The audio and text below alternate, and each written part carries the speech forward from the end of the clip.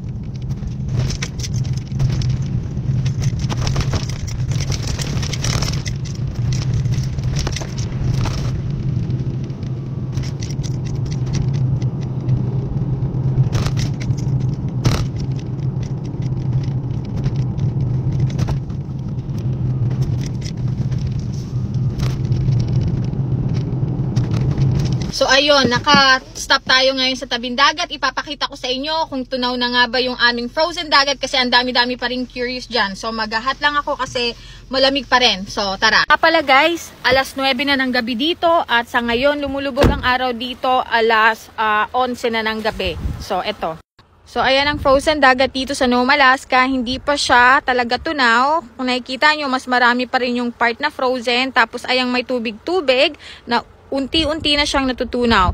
At banda doon, unti-unti na talaga siyang natutunaw, guys. By June, papakita ko sa inyo, tunaw na yan lahat. As in. And, like I said, alas 9 ng gabi dito, lumulubog ang araw dito ngayon is around 11 ng gabi. So, ayun. Sa mga curious dyan, hindi pa completely tunaw ang aming frozen dagat dito sa Nome, Alaska.